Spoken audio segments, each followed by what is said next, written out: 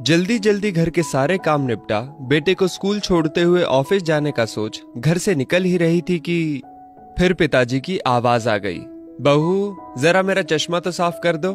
और बहू झल्लाती हुई कपड़ा ला चश्मा साफ करने लगी। इसी चक्कर में बेटा स्कूल में और खुद आज फिर ऑफिस देर से पहुंची। गाहे बगाहे पिताजी की यूं घर से निकलते हुए पीछे से आवाज देने की आदत बहू को अच्छी नहीं लगती थी, पर जानती थी कि पलंग से ना उठ पाने के बावजूद पिताजी पूरे दिन में उसे यही एक दो काम ही तो कहते थे। काम छोटा सा था पर ऑफिस जाने की भी तो जल्दी होती थी सुबह सुबह। एक दिन पति से चर्चा की, पति की सलाह पर अब वो सुबह उठते ही पिताजी का चश्मा साफ करके रख देती।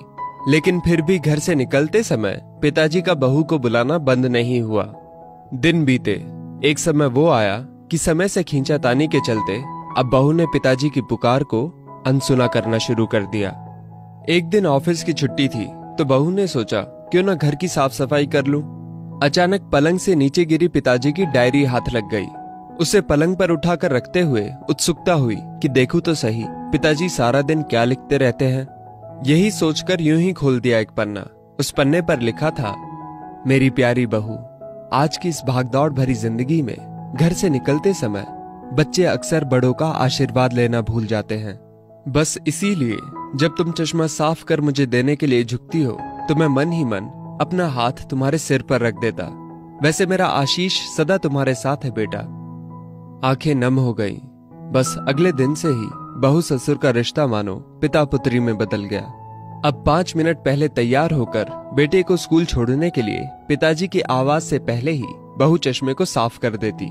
पीने के पानी का जग उनके पलंग के सिरहाने रखती। जाते समय लाड़ प्यार से 2-4 वाक्यों में सारे दिन की हिदायतें देती। कभी उनके फल या दवाई ना खाने का उलाहना, और अंत में, अच्छा बाबूजी ऑफिस को देरी हो रही है, चलो बेटा बाबूजी को बाय बोलो, कहकर घर से निकलती।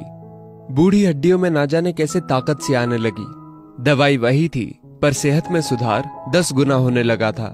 पिताजी स्वस्थ होने लगे थे, परंतु अचानक एक दिन हृदय गति रुक जाने से स्वर्ग से तार गए।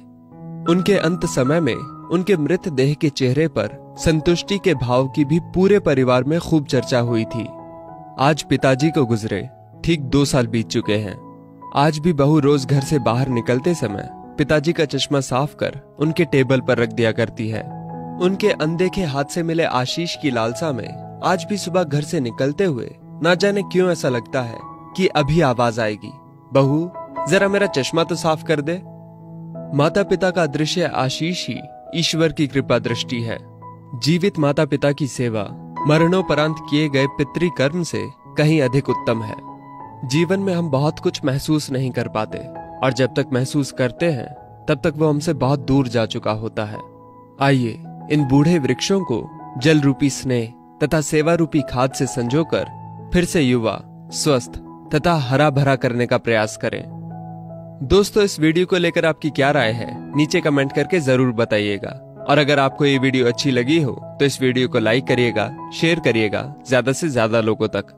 और ऐसी और भी इंस्पिरेशनल वीडियोस के लिए सब्सक्राइब करें हमारे YouTube चैनल को और Facebook पर फॉलो करें हमारे पेज को।